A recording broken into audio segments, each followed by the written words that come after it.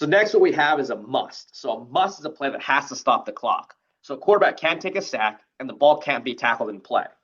So why is this second? There's a false start penalty. But now why is this situation a must here? Okay. Well, even though we have a timeout. Well, there's only 18 seconds left, and we want to preserve this timeout for a field goal, right? So if the quarterback takes an underneath throw and this gets tackled in bounds, we'll be forced to burn our timeout there, which means we're going to get stuck in a mayday field goal scenario, or we could run out of time. So the quarterback, we want to preserve that timeout for as long as possible with only one left. This is a situation where these throws have to stop the clock. So in this situation here, the quarterback this is a great take for the quarterback. It gets the first down. There ended up being a defensive penalty. It stopped the clock. It got us into field goal range. Great take by the quarterback. And now that we're in field goal range, really, the time doesn't matter. This isn't really a must anymore because we have the timeout. We're already in field goal range. We end up scoring.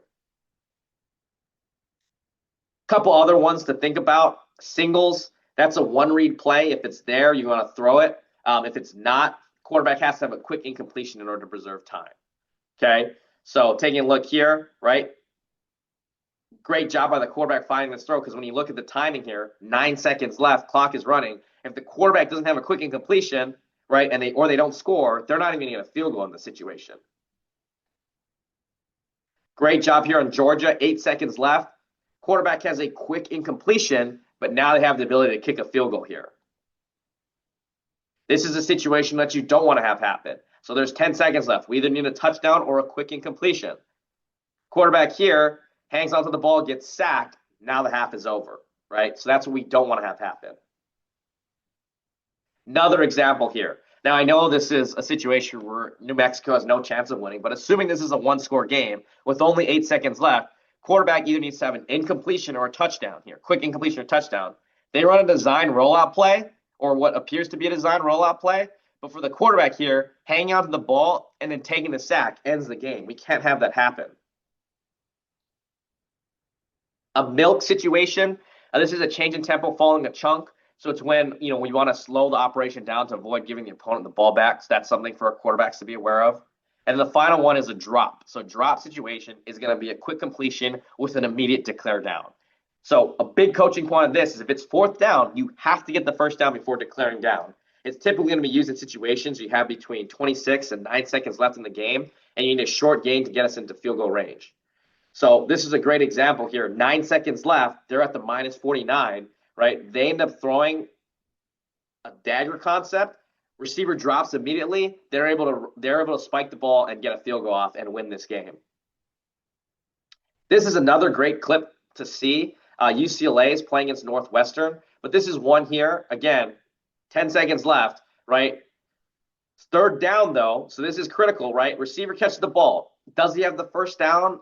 It's close. So receiver does a great job of making sure he secured the first down before dropping.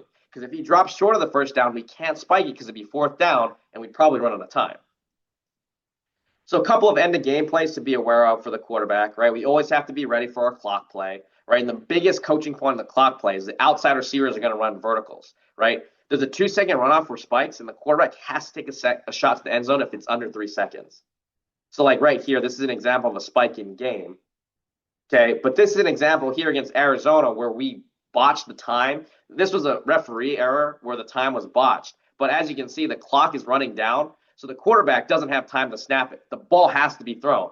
Now, our receivers end up busting this, and this isn't eligible, this isn't eligible. Really, only he is eligible to run down the field, and 16 is eligible. So all these guys are ineligible. But this is just to illustrate there are situations where the quarterback may end up having to throw it.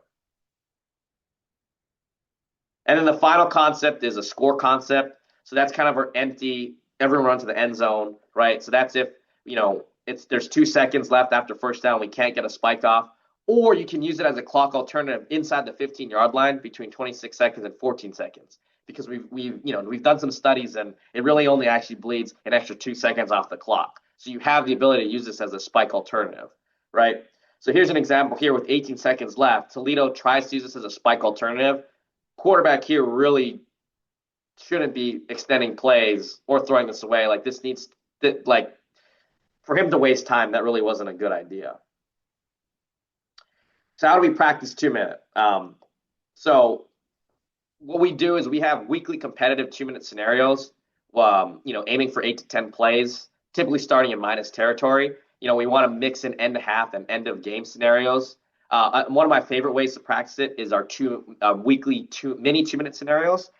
These are 2 to 3 play scenarios in plus territory. Like it might be down by 7, or maybe field goal down by 3, with 10 seconds left at the plus 37. It's going to maximize reps and learning because you can get 5 or 6 different scenarios, but only do 10 or 12 plays.